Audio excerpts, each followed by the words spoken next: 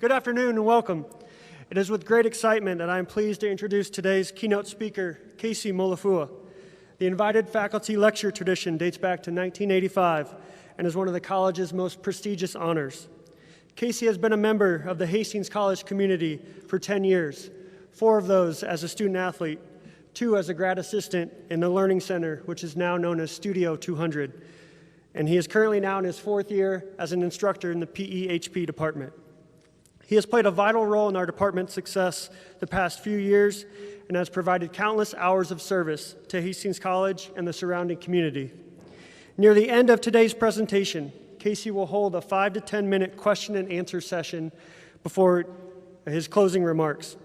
Please feel free to ask him any question, related or not related, to his presentation. Casey has implemented a unique perspective on what the college classroom can look like by integrating instant activities. His students are asked to perform some type of physical activity at the beginning of his class to improve engagement and learning. He also focuses on creating a conducive learning environment by building authentic connections starting on the first day of class. One method is to have students request their favorite songs that can be played upon their arrival to class to create a positive environment even before it started. Day in and day out, Casey demonstrates an unrivaled passion for teaching, coaching, and mentoring students and colleagues through his leadership perspective. His perspective has been influenced by continuous engagement in his own self-development, his educational background, and his own physical training. He has a unique ability to take the available information and make it his own. His constant enthusiasm and positivity radiate throughout our campus by consistently doing the right thing. Anything from picking up a piece of trash as he walks across campus, to coming in early or staying late to mentor students or coach coworkers. Every day, Casey seems to have a new mantra to live by, such as pressure is where diamonds are cooked, stay ready so you don't have to get ready, real, recognize real, or my personal favorite, what's good in the world. While many sources of information have helped shape Casey's leadership style, nothing has influenced him more than the experiences he has encountered within his life. While some of these experiences have been both expected and unexpected, it is his resilience to handle any situation that we should strive to obtain. So who better to tell you about this than the man himself? Please join me in welcoming Casey Molifua. Appreciate it, Dr. Dinan. He's not a doctor yet, but he's getting close. So like Nick said, one of my strategies in terms of pedagogy, teaching, is instant activities, right? I definitely want to do one today because, one, it takes a little bit of the anxiety and pressure that I have on myself right now. So I'd like everybody just to stand up and do this 2-minute exercise with me. Okay, those of you who have had some of my classes, you've done this one before, but it takes a little bit of get you a little bit physically active, even if we're just stationary. I want you to take your right hand, put it on your nose. I want you to take your left hand and put it on your right ear. When I say 1, 2, 3, switch, I want you to switch them, and you should be crossed over when I say switch. Ready? 1, 2, 3, switch. Okay, let's do it again. Right hand on their nose, left hand on the right ear. Try to switch them. Ready? 1, 2, 3, switch. Some people are like, what do we got going on here? All right, go ahead and sit down for me. Okay, it's just a very simple way to just kind of get people comfortable with a class, with a presentation like this. Every time I give one of these presentations, I have 8th grade middle schoolers at Donovan Trumbull like, why are we doing this? Just to get the juices flowing a little bit, sorry, I'm a little overwhelmed. It's just really, I'm just really excited to be here, and I'm just very thankful. And to express this gratitude, I want to just start off by doing my thank yous first. I am because of these people up here, and so my first one has to be at Hastings College. Like Nick said, this is my 10th year here at Hastings. I was 14 years old. I was playing in a baseball tournament right down the road at Smith Complex. I had a game at 8. My next game wasn't until 1 o'clock, and my mom was like, go do something, like, you're bugging me. So me and my buddies went to Walmart, got kicked out of the Walmart when I was 14 years old. And I started talking crap about this town. And she's like, you go to school here. You can play baseball. You can play football someday. And I was like, Mom, I'll tell you right now, I'm not going to Hastings, Nebraska. And it's ironic that I ended up playing football here And then I haven't left. This is year 10, and I just have a great gratitude for this place, not just Hastings College, but Hastings as the community. And I'm just forever grateful, just the relationships that I built, the experiences that I've got to pursue here. So, secondly, okay, are my two parents. These are the two people who I owe everything to. When you talk about influence, when I talk about leadership, these are the two people who made me both biologically and more philosophically. You know, in terms of finances, we weren't the most well-off family by any means, but we always, we were very financially poor at some times. But in terms of relations, in terms of love, in terms of support, I was rich as I could get. And I always had a parent or a brother or a sister at every football game that I participated in, every baseball game that I ever participated in. So in that form, I was rich in so many other ways than just than finances. Okay, to the Fua clan, okay, my knucklehead siblings, to my big brother Mateo. When I think about leadership, I think sometimes learning what not to do is just as important as learning what to do. And Mateo kind of showed me the ropes in that. He was my big brother. He showed me, don't talk back to mom. Make sure you do your chores, X, Y, and Z. And although it is kind of a joke that I learned through a lot of Mateo's mistakes, he was my first friend. He was my first. The person who I'll later talk about is accountability partner. He was the person who kind of held me accountable. You want to play varsity football. You want to suit up as a freshman or a sophomore in baseball. Here's the things that you have to do. So I'm forever grateful for my big brother Mateo. Down on the bottom left, okay, that's Ethan. He dealt with a lot of resiliency in terms of being a 14-year-old kid when my dad had his stroke and his aneurysm back in 2011, and he made a lot of sacrifices, and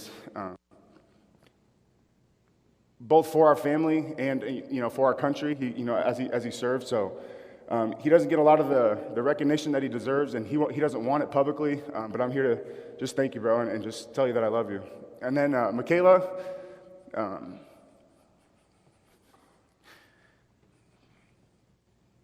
I had her in my first ever class here at Hastings College, and it was a leadership class.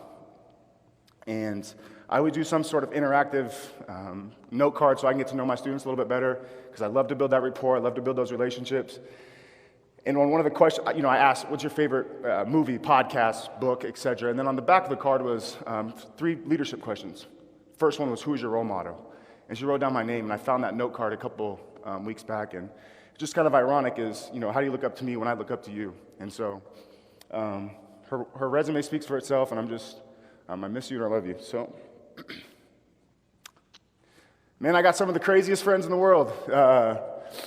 Some good memories, some not so fond memories, but these are the guys who I also call my family. And although there's not a single blood resemblance between any of us, their loyalty and their expression of love is so pure that I wouldn't be anything without these guys. And some of them were my old teammates when we played for Coach Harp, and I was blessed to stand next to some of those guys when they got married, and they're going to be.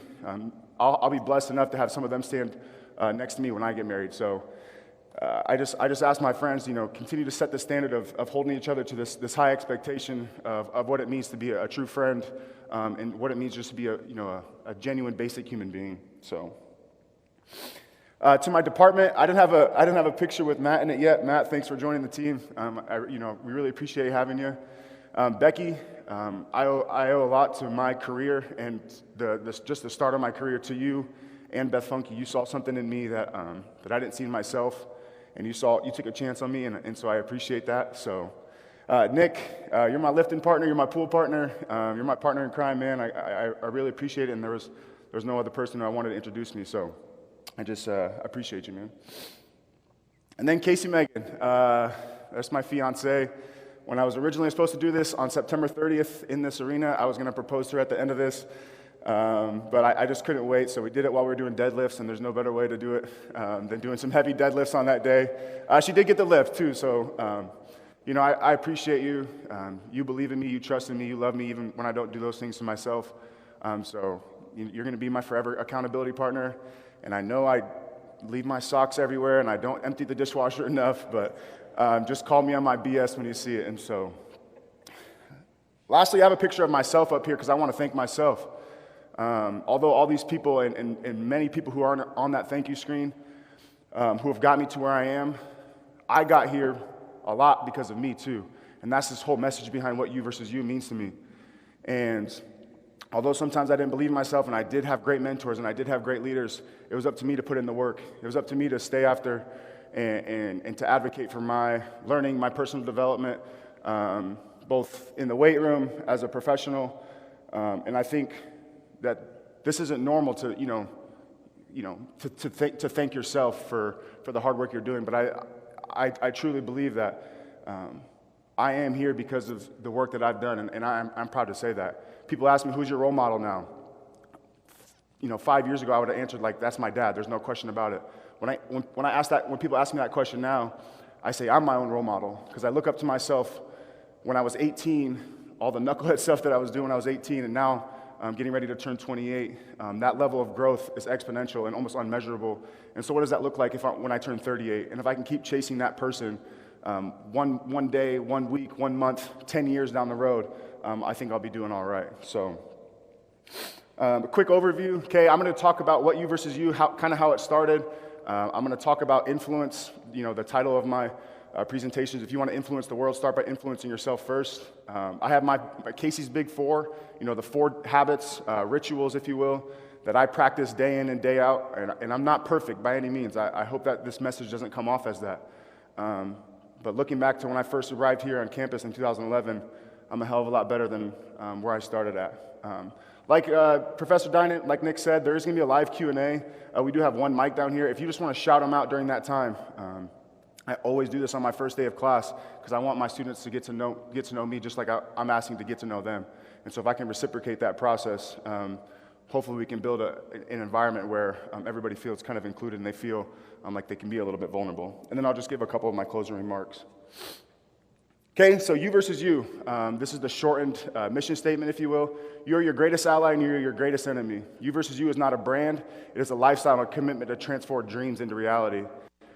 When we're all just little kids, we dream about playing in the NFL, being an astronaut, fill in that blank. And then a lot of times we don't pursue these dreams and we don't conquer these dreams. And a lot of times it's because of our own mistakes.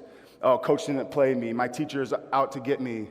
There's these lists of excuses. But what you versus you is, and the reason why I have this printed on the way I have it printed on this shirt is on purpose, because it forces me to look in the mirror and see, when I look at my dreams and my goals and my aspirations, what am I doing to do those instead of, oh, Mrs. Hammock has it out for me. She's always picking on me, or the seniors or the upperclassmen on the football team, they're always jabbing at me. And we can list all the excuses in the world, but a lot of times the biggest excuse is the person that's looking yourself in the mirror.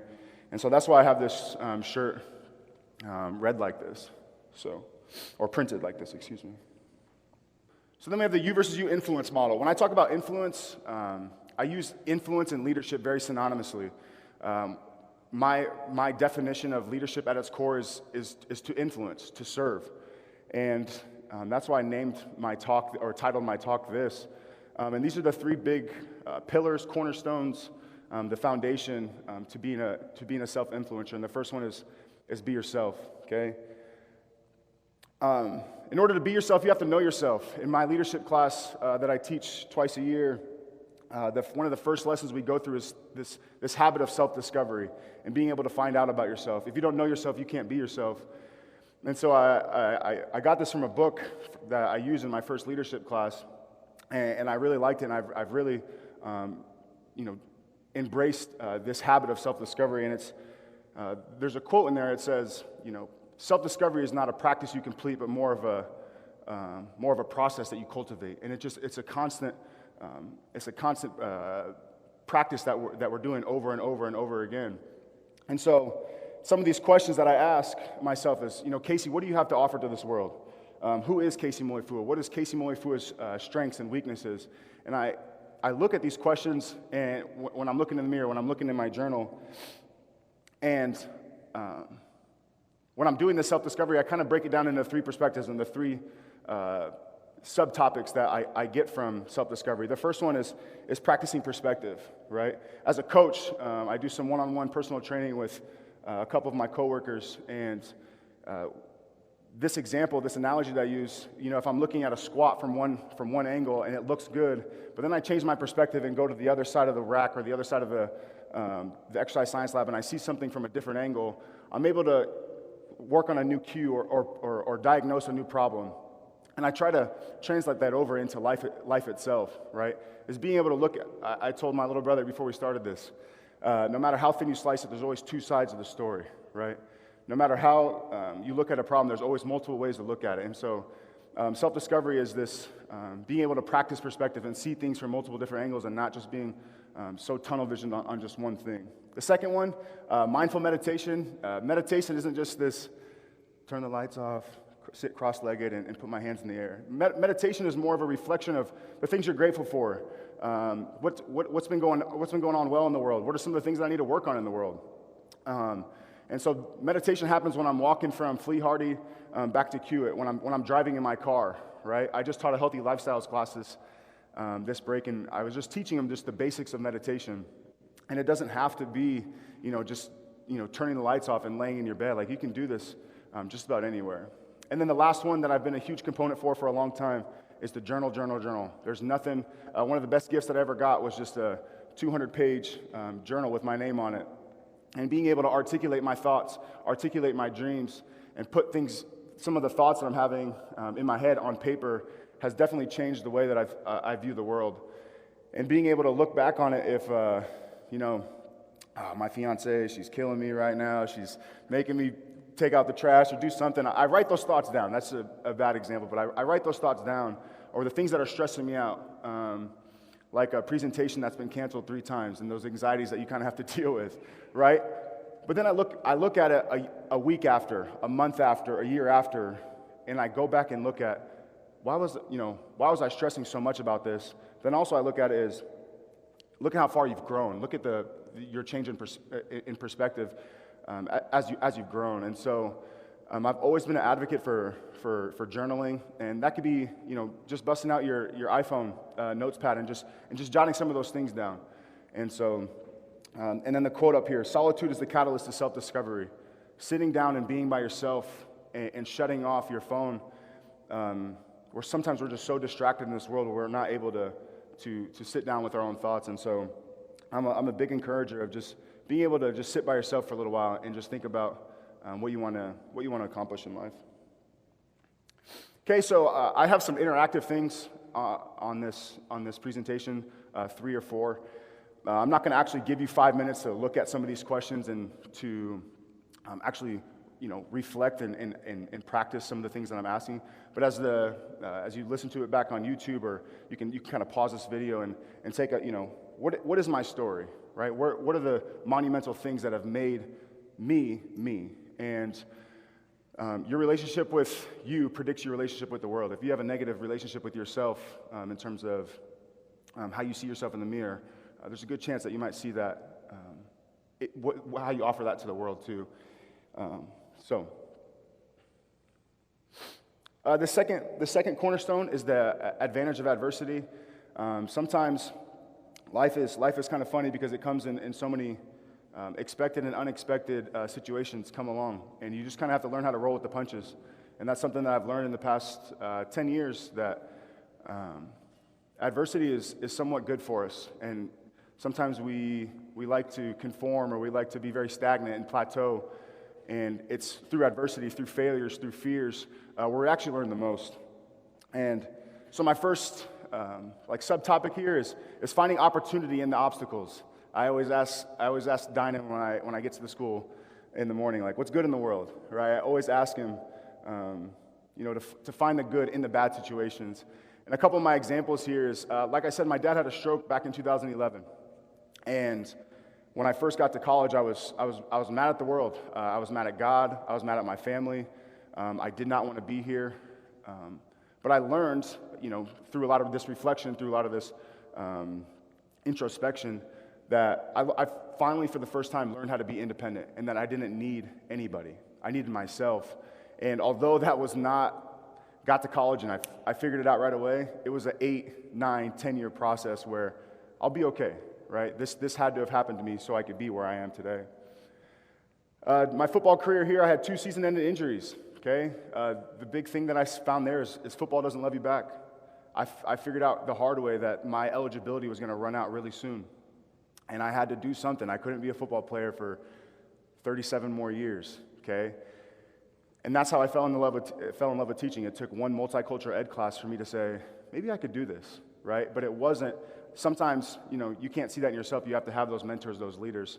So it's this perfect balance between the two of being okay in isolation and by yourself, and also having mentors and leaders who kind of guide you and see that potential in you. COVID-19, we're in the adverse times as we speak.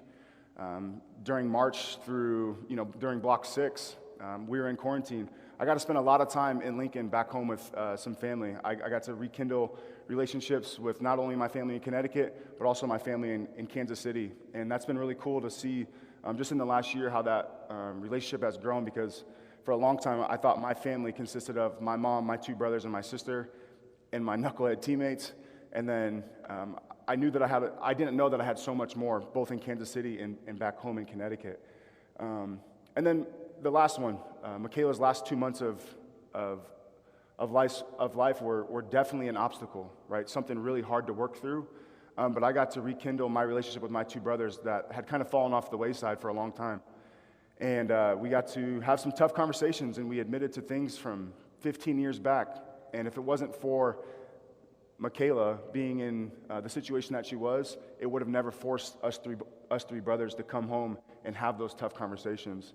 And so, although Michaela's last 2 months weren't easy by any means, I was able to find the good in the situation. I even got to witness Ethan hit a hole-in-one that I still don't understand how it went in, but it was cool to see, to be able to find that golden nugget in the mud. So, the second part of this advantage of adversity is voluntary hardship. Okay, voluntary hardship or self-imposed adversity is seeking daily discomfort because it's good for us, right? Some of you know, I'm a big power lifter, strength lifter, where I love heavy deadlifts, right? I love, heavy squats, big bench presses. I understand that that's not for everybody, right? And but the reason why I like it is because no one else is going to pick up that 500-pound deadlift for me. That's the work that I have to do firsthand. No matter how good my coach is, no matter how good my lifting partner is, no matter how many times come on, Case, you can do it. No, it comes down to you doing the work. And so, just a couple of different examples. My students asked, what time did you wake up this morning? I said 3:45. Right? I'm not saying that everybody has to wake up at 3:45 or to do resistance training or to intermittent fast for a 16-hour window or to park at the back of the parking lot. Casey always teases me because when we get to parking lot, I'm just that first one right when you pull in, and we got 400 steps to the door. Why? Just because it's hard, and hard things are good for us. So I challenge you in my interactive activity is, what are the things that you can implement into your daily lifestyle that are hard and that won't be that aren't going to kill you, that also make life a little bit more sweet. So.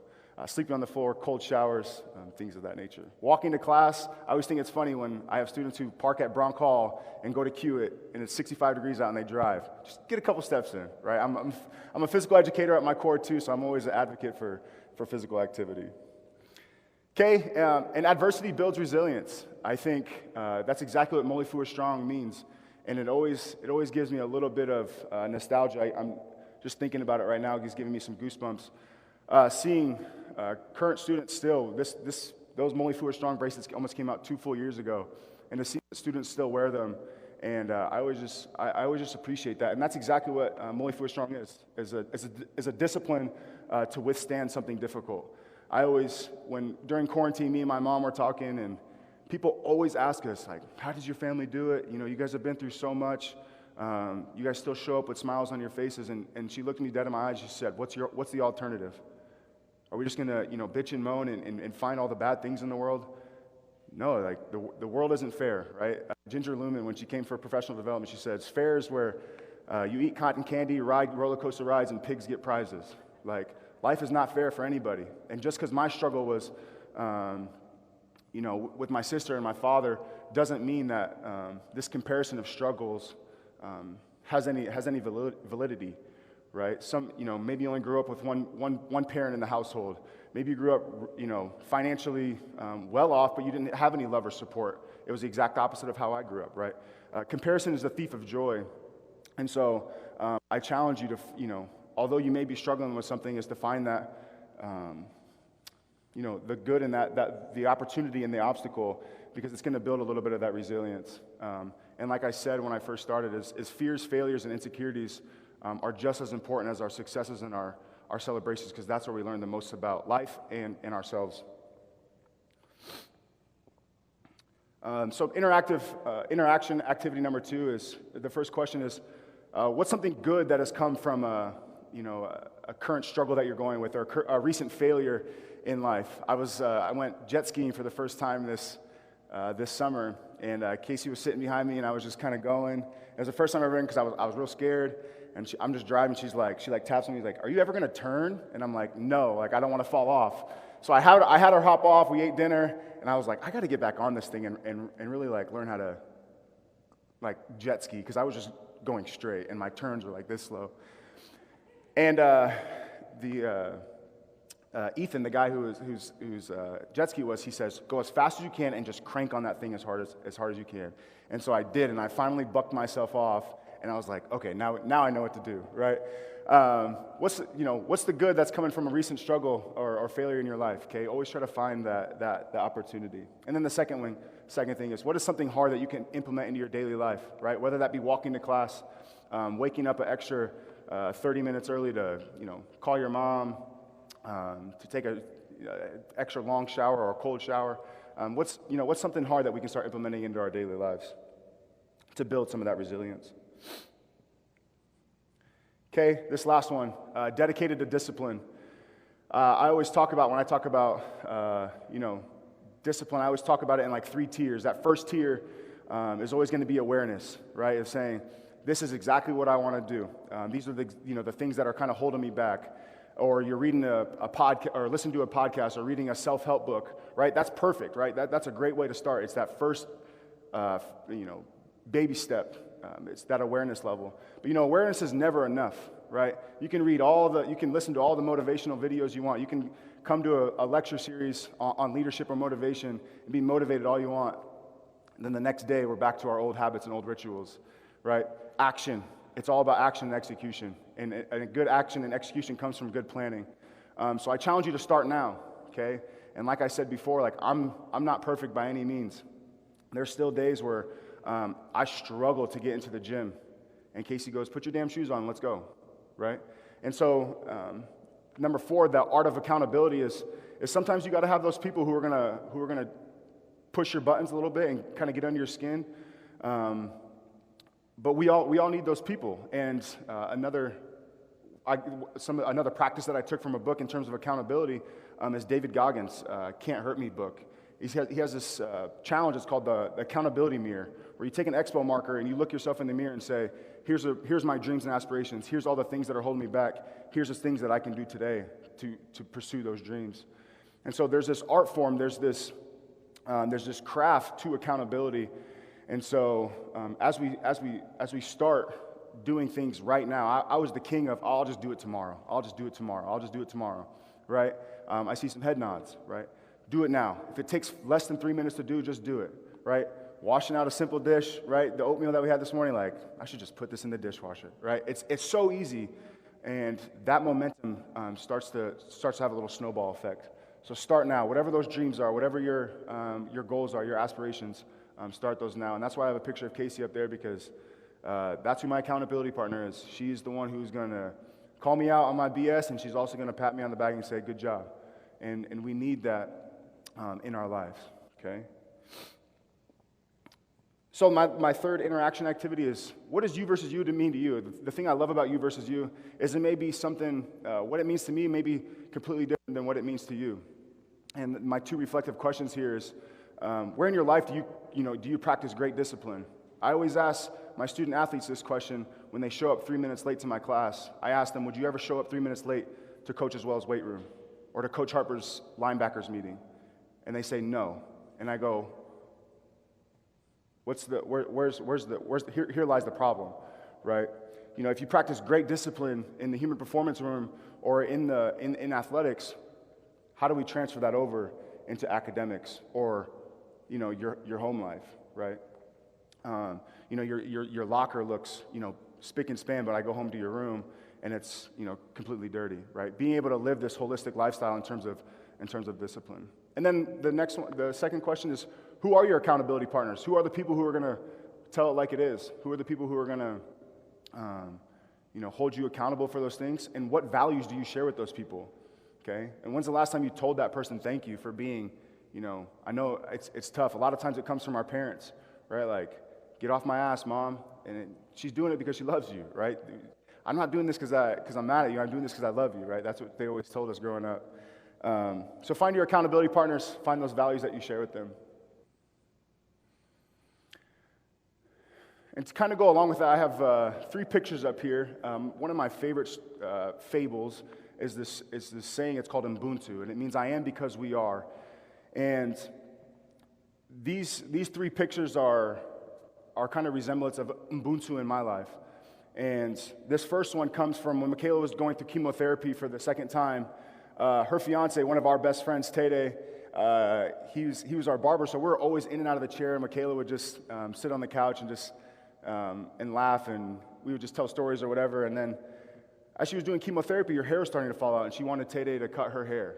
And this was kind of weird because, you know, we were always in the chair getting a fade or getting a lineup or something. But then this time it was Michaela in the chair, and it was this powerful moment where I see 6 or 7 of my best friends and one of my brothers who went through this process with Michaela. It was Joe T, the guy on the second to the far left, had the long Polynesian Troy Polamalu hair. After Michaela got her head shaved, he takes a bow out of his hair. He said, "I'm next." And then Barbosa goes, and then Taj goes, then Ethan goes, then I go. And it was this really special moment that we just, you know, we were telling Michaela without telling Michaela, like, we got you on this too, right? And so this was a pretty cool special moment for us, and it's one of my favorite pictures.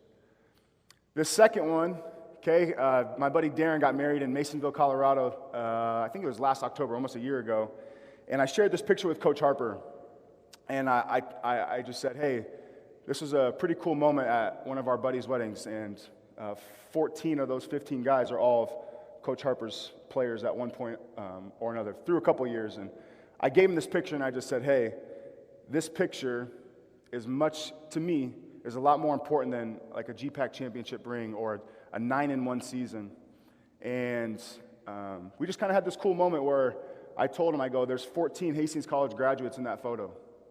There's 14 bachelor's degrees. There's 8 master's degrees in that photo, and then there's 1 kid pursuing a PhD. We have servicemen in a couple different fields in that photo, and I just gave it to him. And I said, I just told him thank you, because these are the guys that kept us all here. And I have a firm belief that it started at the top when he always tells us, like, take care of your brother, right? Take care of the guy who's standing next to you, who's playing next to you. Although, you know, Tori might have been my 3 tech right next to me, I also knew that if I needed a ride to the airport, that I could call on Tori. And so there's something special. I think that's what makes sports so special to us all. So I just gave him that photo, and I told him, I was like, I am because we are, and I owe a lot to my teammates and my brothers.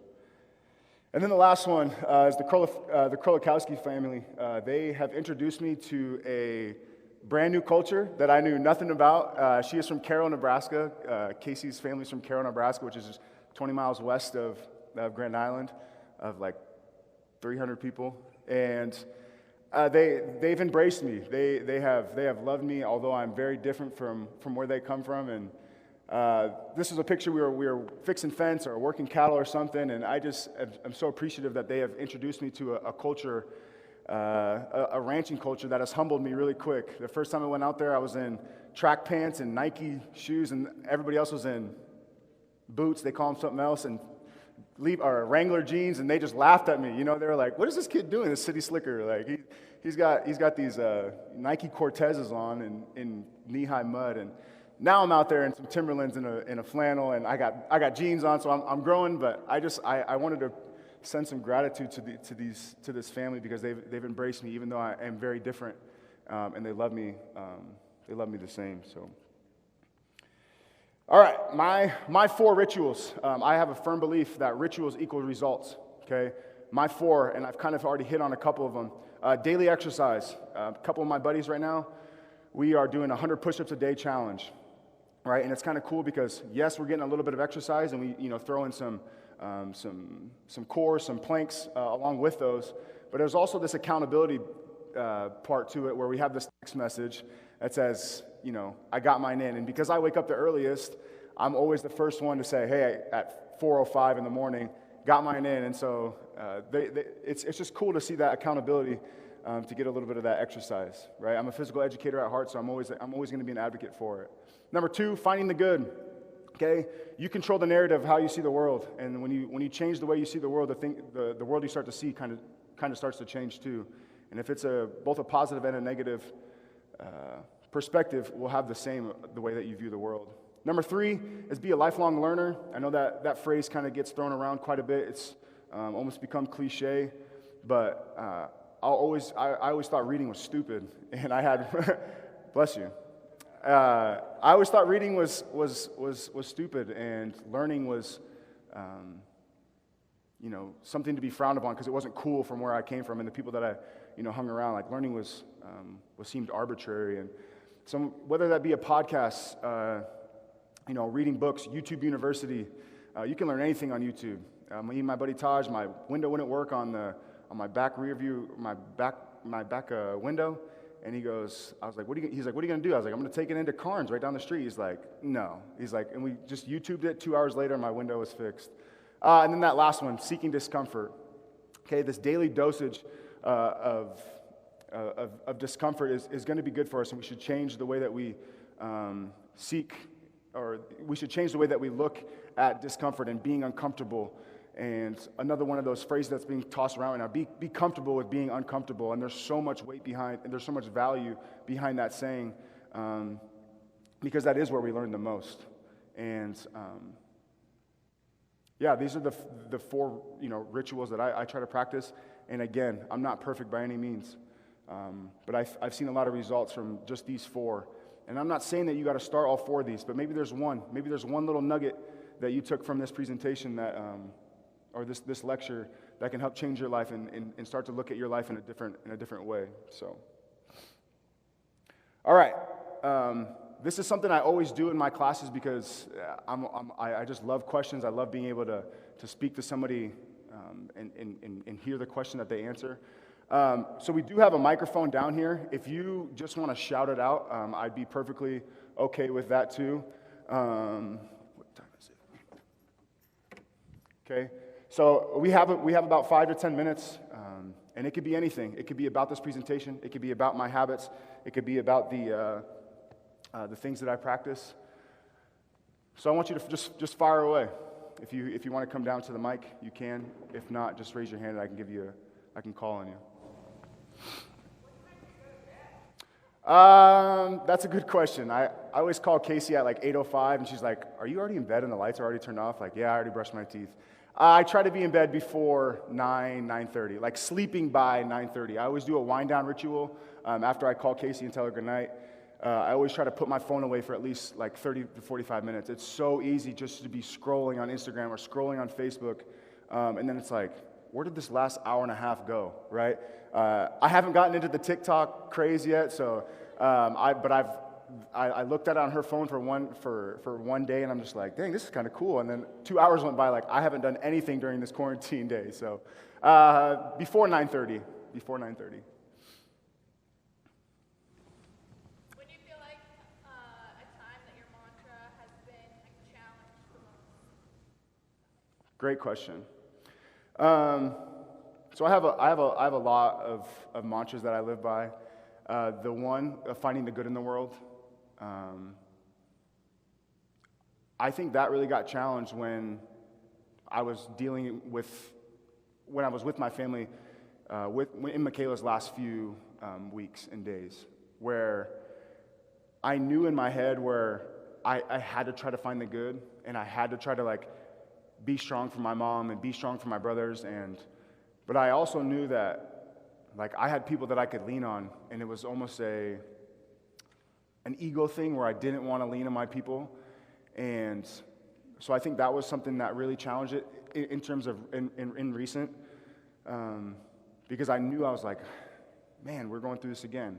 And I felt like I had to be the savior, right? I had to be the leader of my family, and that's not necessarily always true, where it was okay for me to not be okay, right? It was okay for me to lean on Casey, to lean on my mom and say, I don't got it today, but I get a new 24 tomorrow, and I hope that I'll be better than I was today, because right now I don't got it. And there's times where I lose my shit, where I slept 2 hours long and I didn't get my 9 o'clock shutdown time, or when I'm really hungry. I tell my friends, like, just have granola bars like in your, or like Snickers bars in your bags, because when I get hangry, it's just like this terrible thing, and I'm pessimistic as all can be, and I eat one little granola bar, and then I'm just like, all right, now we're good, So she's always got snacks and things in her car. So no, that's a really good question, because when you listen to somebody who's very motivating or very inspiring, they give you these trigger mantras to live by, and it portrays that they're always perfect, right? And that's not always the case. So that's a really good question. What else? Yes. So, you talked a lot about seeking discomfort. How did you start that process of changing that mindset to want to seek? That's a good question too. I don't know if it's just my football background, where I always, even though I hated it, when at the end of it was like this sense of self-efficacy, this self-accomplishment, like when we would run 300-yard shuttles, and I would be like, damn, we're doing another one. And it's just kind of like this want to prove myself wrong, I think. I also read a great book. Me and Dinan read a book together every semester, and it was called The 5 a.m. Club.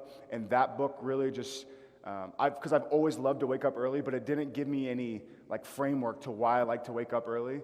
And so that was kind of the glue that made me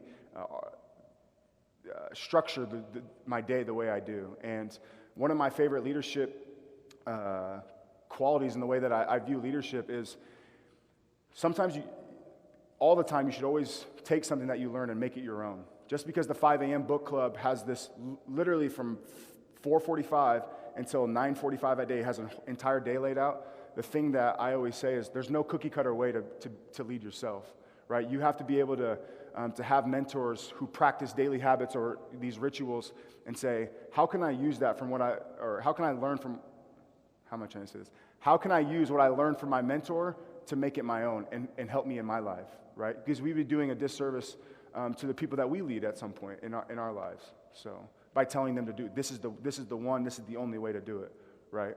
So that's just my philosophy in terms of self-help and self-influence. Couple more. What experience did you go through to get the you versus you thing? I was on the Unknown podcast, and they asked me that same question. I'm not entirely sure where it came from. I knew it started with when my dad, because my dad was my first leader, my first motivational person that I looked up to. He was my first role model. And when he got sick, it changed my way of thinking about leadership as a whole, right? And I just kind of sat back and said, I have a lot of people who support me, but I'm doing them a disservice by not doing the easy daily things to be successful. So to be honest with you, I don't have this one defining moment that says, boom, this is you versus you. Like, this is what I want to create. It just kind of was a multitude of things that when I sat down and kind of looked at it, says, I'm the only person that I need in terms of being successful. And it just happens to be a little bit easier when you have your accountability team right here, too. So, good question. Yeah. When you're down in the slump, where's the first place you go to get out? He says, when you're down in the slump, where's the first place that I go? Besides ice cream, probably the weight room. I I have a sweet tooth, and sometimes I know it's not good for me. But the place where I really break myself down and build myself back up is in the weight room, and because it's hard, right? And I know 400 pounds is always going to be 400 pounds. It doesn't care if you got yelled at, had a poopy day, didn't eat breakfast. 400 pounds is always going to be 400 pounds. On the other side of that spectrum is my room. My bedroom is kind of this place where it's the exact opposite, where I can shut the lights off and just kind of put my head on the pillow and meditate and be like, okay, today wasn't a good day, or today was a really good day. Like after this, I have to journal right after this. I get done with this experience because when Nick was introducing me, I became really, really overwhelmed at the very beginning, and I was like, man, I don't know if I'm gonna be able to do this. Like I started crying when he started introducing me, and I just had to remind myself just to breathe. Close your eyes and just breathe for a second. And that's what I did, and that's what I practiced at home. And so it wasn't this brand new feeling for me. Like I knew how to like battle that, and I knew how to fight that and to cope with that. And it was just all I had to do was just shut my eyes for a second and just breathe in, breathe out a couple of times. So weight room and my pillow. Okay. A couple more. Yeah. Go ahead, Cass. So out of your 4 habits, which one was the hardest or took the longest to implement into your daily life? Like most consistent. I think the hardest one, it kind of goes with Allie's question, is the finding the good in the world. It's really easy to just, and that depends on who you surround yourself with too, because if all of the, man, it's cold again, we got to wear these masks still, and when that snowball of negativity hits, it's almost asinine to be the person to be like, let's hold on, like what's actually going well in the world right now, right? The fact that we're even in school right now is a blessing in itself, right? So in my opinion, I think finding the good in the world is the hardest one to reciprocate over and over and over again. Because like I said, it takes, when I'm driving, I'm not finding the good in the world. Because I have a little bit of road rage, right? I'm like, get out of the way, and so I have to tell myself, like, hey man, like just relax, right? Find the good in the world. Maybe, what if that was your Nana? What would you be saying? So let's go two more questions. Caitlin. What are your goals for the future in spreading this message? Goals for the future and spreading this message, I think you're looking at it, right? Is taking the opportunities that come. If there's one thing I've learned about leadership is when opportunities present themselves, even if you're scared, even if you're so fearful of failing. I remember telling one of my mentors, like, what if I fail someday? She's like, oh, sweetie, but what if you fly, right? So this is it, is just having conversations with people, getting an opportunity like this. I'm so blessed and so grateful to just be able to talk to if I only got one thing across to one person today, like that's going to be a success in my book every single time. Whether this be at a micro scale, talking one-on-one to a student, or mentoring a friend, or a space like this. Future goals is up in the air. Like I never want to leave the classroom, but I really, really love what I do in the weight room and when I coach, because you get to take somebody who's never weight trained. Where's my friend Chris Strickland at? He's right over here. Never touched a weight in his life. Never even touched a barbell. And to see him a year down the road now, it's just there's no way to measure. There's no way to measure how good that feels. Not just for me, but for him. He's always like, "Thank you very much. Thank you, thank you, thank you." And I go, "Chris, I didn't do anything but give you some equipment and a little bit of coaching. Like you had to do this, right? You had to put the work in, and that is so satisfying." So. Having a space that we could call our own, Casey and I, that can call our own, I think is a dream down the road, and it just may be a couple of years because I enjoy the classroom too. One more, Jose. Say it one more time. What's good in my world? I just, 3 weeks ago I got engaged to my accountability partner. That's like such a cool place to be when I was single for so long, and I'm like, man, am I ever going to find someone who's good for me, right? So the most obvious thing right now is the relationship that I have with Casey, and I guess the second thing is one of the first things I do when I say my prayer in the morning is I thank God for 2 legs and 2 arms and a healthy mind, because sometimes it's it's really easy to look past the things that are right in front of us, right? So, yeah, that's what I'm grateful for. That's what's good in my world. Okay, just some of my closing thoughts here. Okay, my charge to you: be your damn self. Okay, everybody else is already taken. Okay, be yourself. Find out who you are. Find out what you want to be. Find out the things that you have to offer to this world. Because when you try to be somebody else, it's a really rude awakening, and I know that because I experienced that. When I was in 7th grade, like I said, we were so financially poor. Like I didn't want my hand-me-downs because my brother just wore them 2 years ago, and all his teachers saw him with that new Dan Marino jersey on, right?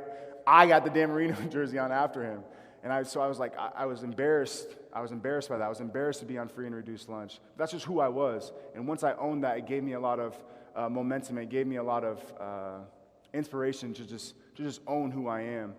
The second one is do uncomfortable work. It's never going to be the most gratifying thing, right? They say, firefighters, police officers, teachers are super underpaid, and sometimes it's some of the hardest work in the world. But it's finding the good in that is looking at it from a service standpoint of being able to serve students, being able to serve the people, being able to serve your community. Is great too. And then that last one, I'll see you down in the cafeteria. Is finding the good in the world, change the narrative of what it means to be human beings, and how we live our lives. So find the good in the world, do that uncomfortable work, and just be yourself. And with that, I just, from the bottom of my heart, I'm just so thankful to have this opportunity. So thankful for my mentors, my people, this community. To be someone who can make an impact. And like I said, sometimes that's one person, sometimes that's 50, and that's okay with me. So I thank you. I appreciate you guys coming, you all coming, and have a great rest of your day and great rest of your week. So thank you.